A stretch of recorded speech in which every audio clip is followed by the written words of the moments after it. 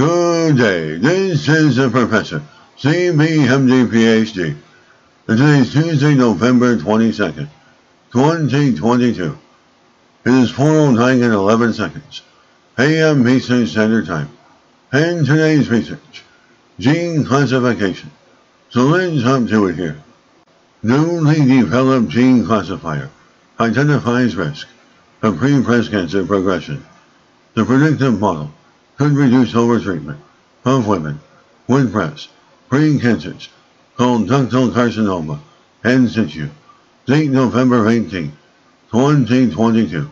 Source: Duke University Medical Center.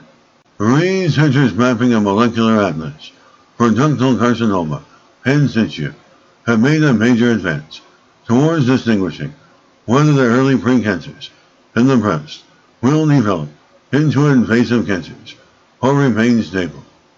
Analyzing samples from patients who had undergone surgery to remove areas of ductal carcinoma in situ, the team identified 812 genes associated with cancer progression. Using this gene classifier, they were then able to predict the risk of cancer cells recurring or progressing. There has been a long-standing debate over whether ductal carcinoma in situ is cancer or a high-risk condition. In the absence of a way to make that determination, they currently treat everyone with surgery, radiation, or both. Ductal carcinoma is diagnosed in more than 50,000 women a year, and about a third of those women have a mastectomy, so they are increasingly concerned that they might be overtreating many women. They need to understand the biology of ductal carcinoma in situ, and that is what their research has been designed to do.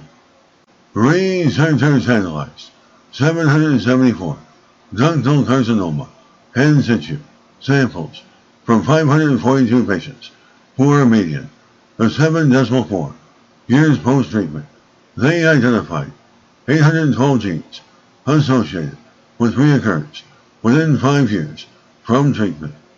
The gene classifier was able to predict both recurrence and invasive progression of cancer, with progression appearing to be dependent on a process that requires interactions between invasive ductal carcinoma in situ cells and the unique features of the tumor environment.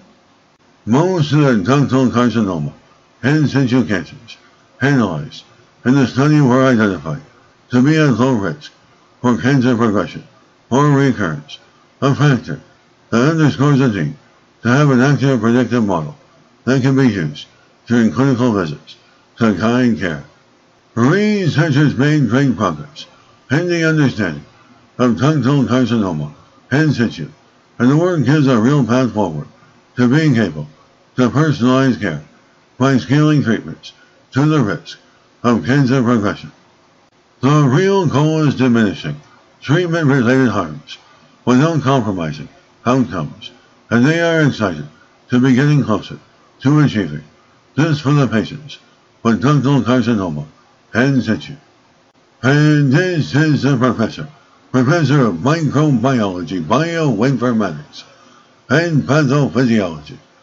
This video was created for educational purposes only. Hope you enjoyed listening. Until next time, have a great day.